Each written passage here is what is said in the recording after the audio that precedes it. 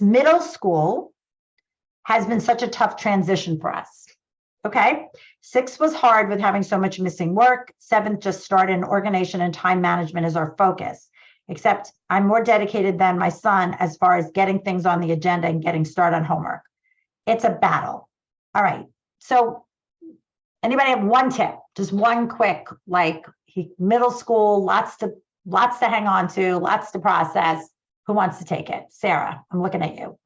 Because this, and actually let's segue into what I was going to have you talk about, which is to build new habits and structure in a student's day. I feel like it completely aligns.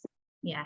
So I'll jump into habits and structure, but I also think you have to set some natural consequences and let them be some failures around it. So part of middle school is when you're starting to learn to have these multi-step assignments. So I think it's great to start setting the habit. You always want to start really small. It may be just learning how to take a planner out in each class. So they write something down and they may forget for a while, but if you keep reminding them daily, that will start the habit. And then that habit can grow till they come home and they take their planner out and they add to it.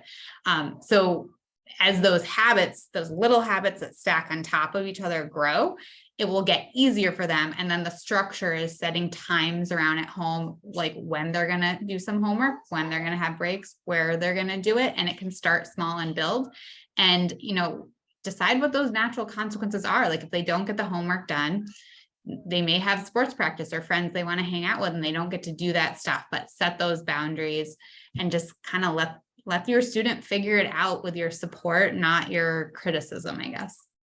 I like that. I like your use of natural consequences that make sense. Yeah. I think that's very key here. And I'm even going to say the antithesis could be if you see your child doing something like setting that routine and keeping to a structure, rewards are, and do you guys mind if I talk about rewards for a minute? Do you mind? Do you all mind?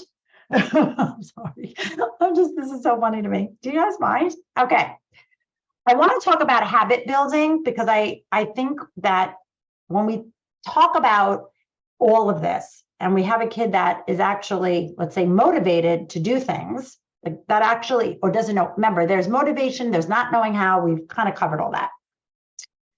But what we're really talking about is building a habit, right? To your point, Sarah, and the way a habit works is there has to be a cue first. So what's the cue? What's at your kid's point of performance? What are they seeing? That's where I talk about the setup and the task. What are they seeing that's going to prompt the routine or the habit? It's really the routine. So there needs to be a cue.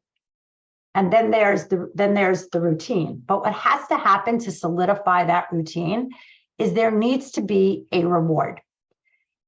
And most of us think, and this is maybe for my young, not even, that if something happens really great on Monday, that we can say, you'll get the keys to the car to go see your friend Johnny on Saturday. So I'm even talking about older kids now. I'm not talking about ice cream. I'm talking about like keys to the car. What you don't realize is your neurodivergent child is not seeing Saturday. They are like in the now, like right now. And so your reward needs to be immediate.